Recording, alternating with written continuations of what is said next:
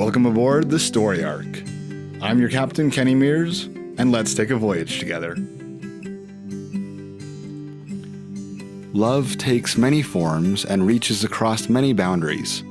It can be hard at times and requires understanding and compromise.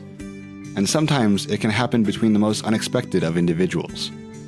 That is just what friend of the show Wayne has in store for us today with his story, Ratonita. Raton is Spanish for mouse. If you put ita or ito on the end, it means little mouse. Mita was una hermosa ratonita, a beautiful little mouse.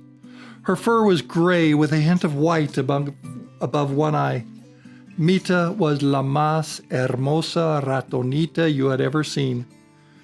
All the other animals loved to watch her run through the grass. Even Carlos Lopez's cat, who was the best atrapa raton mouse catcher in these parts, wouldn't chase her because she was so bonita, cute.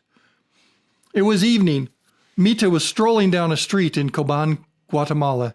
She was happier than normal because the baker's wife had fallen and dropped some pan dulce, sweetbread, in the streets.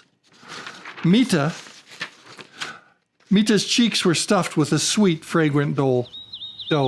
Suddenly she was stopped in her tracks by the sight and sound of un pájaro, a bird that made her heart do flips.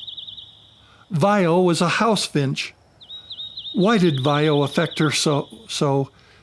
He wasn't as beautiful as Rico, the quetzal, with his blue head and long, colorful tail feathers, nor was he as macho as Juan, the toucan, with the grand bill and the long wingspan. But his song was the most melodious she had ever heard. As Vajo sat on the branch, serenading all who passed, Mita knew her heart was lost. At the same time, Vajo noticed the bonita Ratonita passing below, and also fell madly in love. He swooped down and landed on a small beer can near Mita. "Hola, mi vida," Vajo said, before he could be embarrassed. It was fortunate he spoke before he thought. Normally, his shyness stopped him from saying anything to any of the girls, las chicas. Theirs was a whirlwind romance. Vajo flew with Mita on his back to the tops of the trees, where she could see the entire world, and Mita showed him where the farmer stored his bags of wheat. Mita tore a hole in the bag with her teeth, and the two of them dined. For the next month, Vajo and Mita were always seen together in Cobán. It was a cool evening in August. They were hunting crickets behind the panaderia, the bakery. Vajo paused, looked deeply into Mita's ojos, and said, "Cariña, ¿te casaría conmigo? Will you marry me, dear?" "Sí, ay, sí," came the reply, along with an abundance of kisses all over the pájaro's bill and red feathers. The wedding was a social event of Cobán. Juan the toucan officiated since he was a priest and both families knew him. Santiago, the hairy dwarf porcupine, catered the wedding. Even Oscar the ocelot came with bandages on his uñas, his claws, to show that he wasn't going to hunt anyone. Everyone ate, drank, and danced through the evening. The animales talked about the wedding for years afterwards. Falling in love is easy. Making a life together requires work and compromise, even if both of you are the same animal. Marriage is hard. When one of you is a ratonita and the other is a pájaro, it's harder to make marriage work.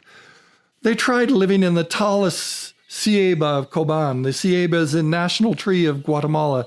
It blooms at night, and while Mita loved being able to eat a midnight moth when it came to pollinate, she had trouble climbing all the way to the top. They found a hole in the foundation of La Biblioteca, the library, but it was wonderful and cozy for Mita, but Vajo was miserable nesting on the ground. Vajo finally built a nest out of grass, twigs, leaves, wool, and even his own feathers, midway up a chukam tree. The thorns protected the lovers from Oscar the ocelot, so both of them felt safe. It was not so high that Mita had trouble climbing to the nest. Even in the second year of their marriage, when Mita was heavy with their first child, she could still make the climb. Yes, Vajo was going to be a proud father, and Mita was beaming with a grand belly. Their pregnancy seemed like it would never end. 21 days in total. Can you imagine? 21 days of pregnancy with morning sickness and feeling bloated.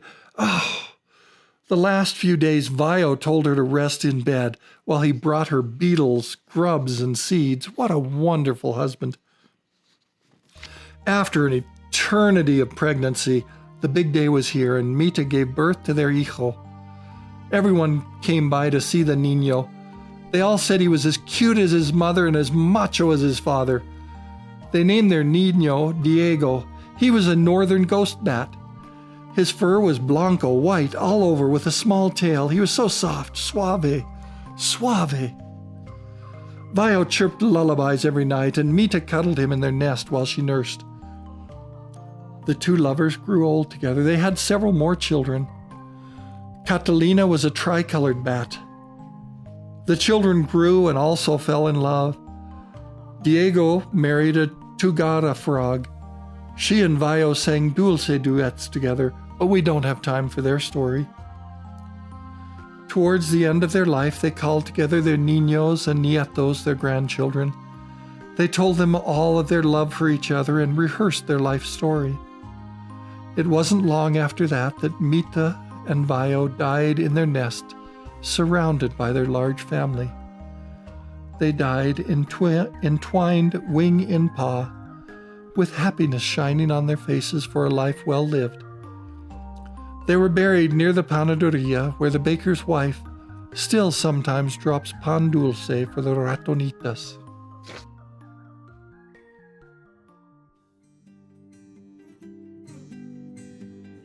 The Story Ark is a production of Food for Thought Audio.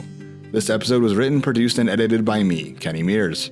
We'd like to thank today's storyteller, Wayne Kartchner, for sharing his story. Wayne is a member of the Utah Storytelling Guild. For more information on him and his work, be sure to check out his profile on utahstorytellingguild.website. Be sure to follow us on Facebook, YouTube, or Instagram, or wherever you listen to podcasts for more content. And until next time, thanks for listening.